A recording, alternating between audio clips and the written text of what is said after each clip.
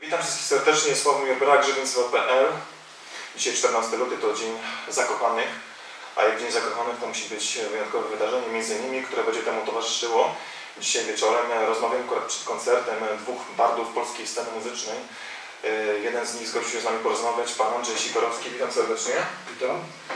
Panie Andrzeju, jest takie obiegowe powiedzenie w Polsce, że jest pan już przykładem klasycznym polskiego barda z gitarą. Czy pan się z tym zgodzi w ogóle?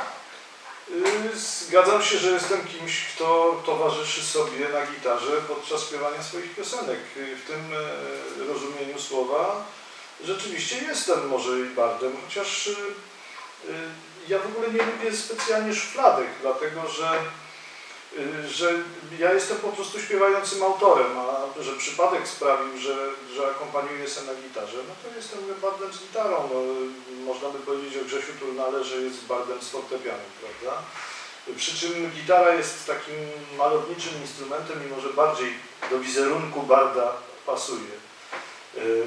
Chcę tylko jeszcze usprawiedliwić swojego kolegę, który dzisiaj ma temperaturę wysoką dosyć, jest chory, bo powiedział Pan, że jeden z artystów zgodził się porozmawiać z Państwem, ale to nie polega na tym, że nas trzeba specjalnie prosić, żebyśmy udzielili zgody. Tak, oczywiście, trochę źle to zapowiedziałem. Tylko on po prostu nie może, bo się fatalnie czuje, a ja jestem do Państwa dyspozycji.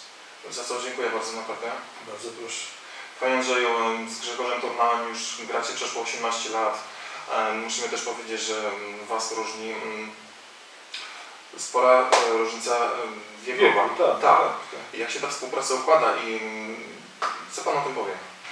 Wie Pan, myśmy się wychowywali w podobnych środowiskach, obaj jesteśmy krakusami.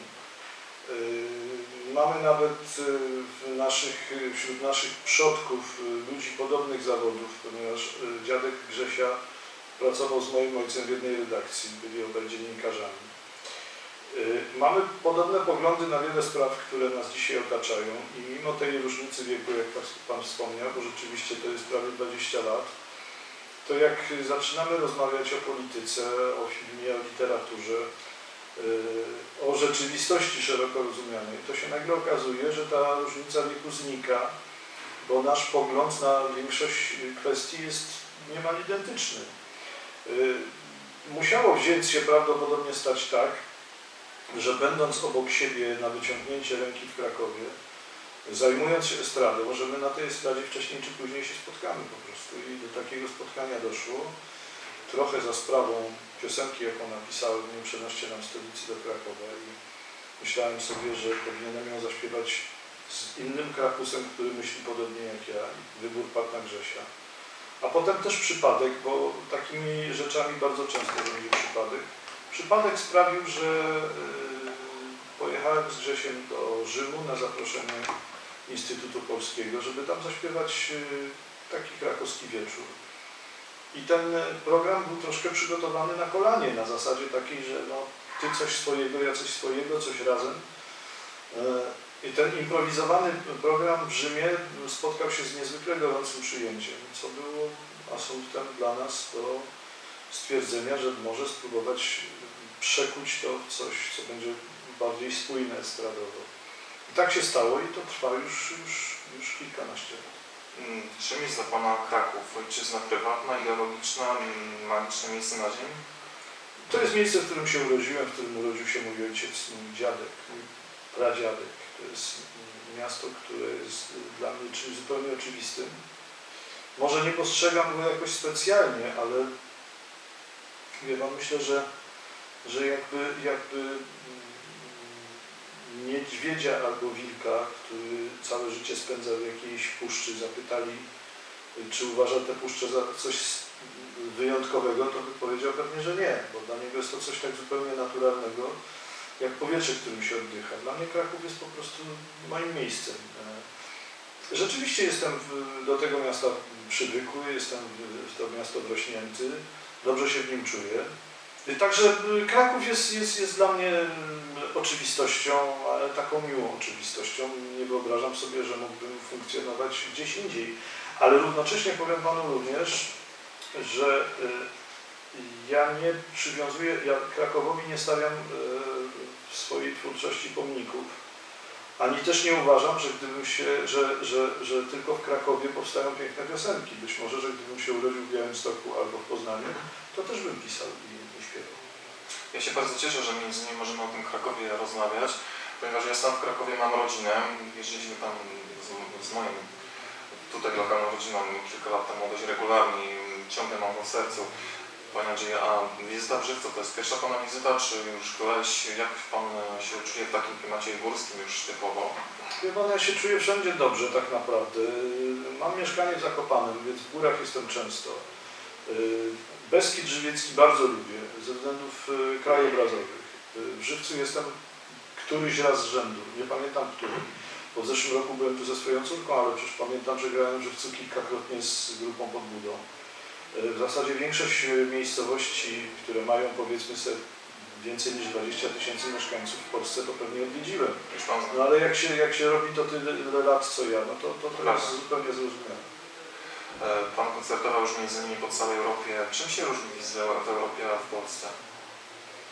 To się naprawdę niczym nie różni. Najwyżej tym, że... Słuchacz, tak. No słuchacz, powiedzmy sobie tak, przecież my koncertujemy w Europie dla Polaków. To nie jest, ja nie koncertuję tam dla publiczności brytyjskiej, czy francuskiej, czy włoskiej, czy szwajcarskiej, tylko koncertuję dla naszych rodaków.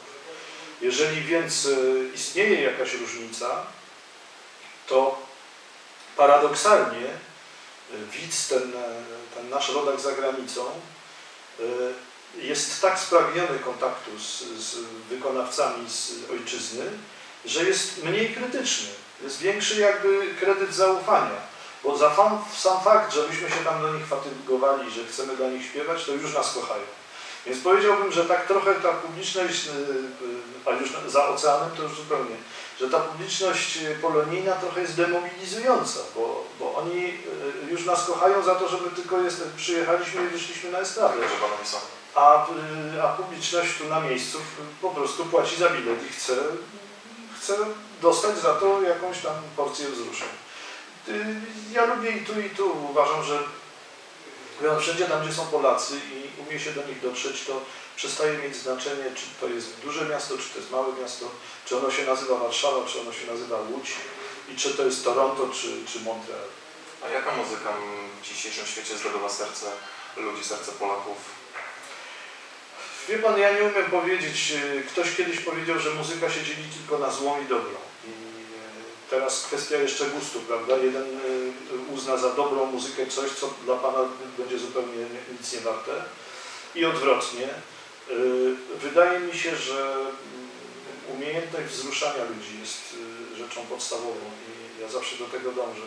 Zawsze wydaje mi się, że jeżeli wyjdzie ktoś ze spotkania ze mną i piknie go koło serca ze 2 razy, to jest cel, który mi się udało osiągnąć. Na początku naszej rozmowy powiedział Pan coś bardzo ważnego, co uważam, co musimy teraz wspomnieć po raz kolejny.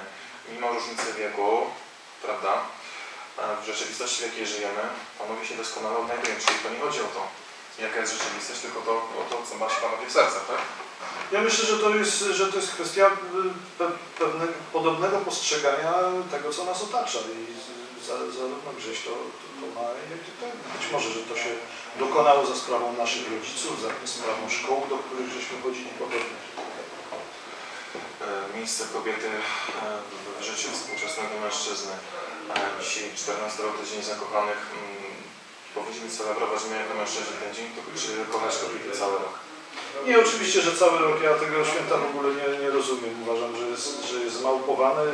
W mojej młodości tego święta w ogóle nie było. Nikt nie wiedział, że jest jakiś dzień świętego Walentego i naprawdę z tego powodu kobiety nie cierpiały. No pewnie, że nie. Panie Andrzeju, te Pana pasje takie pozamuzyczne, czym się Pan lubi zajmować, kiedy totalnie jest poza muzyką, tak prywatnie zapytam? Lubię się sportem zajmować. Ja jestem kibicem sportowym, równocześnie też staram się pływać, staram się trochę grać w tenisa, trochę jeździć na łyżwolokach, po prostu sport mnie zawsze fascynował. Ziemnego tenisa? Tak. Ja jestem z kolei z tenisa stołowego. Fascynatem i praktykiem. No rozumiem. A czego można Panu życzyć Panu koledze Grzegorzowi w tym roku? Właśnie, zanim skończymy jeszcze tę rozmowę. Wasz koncert dzisiejszy, jak i w całym kraju, tak, bo dodajcie serię takich koncertów, nazywa się Pacjent na dwóch. Pacjent, z którym robimy zwykle w pojedynkę. Czemu na dwóch? No to kwestia piosenki tytułowej tego programu, którą ja tak kiedyś zatytułowałem i ona opowiada właśnie o pasjansie. Należy nam życzyć wytrwałości i zdrowia, bo to jest najważniejsze, a koledzy dzisiaj szczególnie. Przede wszystkim szkoda, że go nie z nami nie ma, ponieważ w 1995 roku, w tamtym wieku, kiedy ja po raz pierwszy usłyszałem piosenkę Blacka, zakochałem się w tym artyście. Wszystkiego dobrego, panie inżynierze. Dziękuję bardzo. Dziękuję.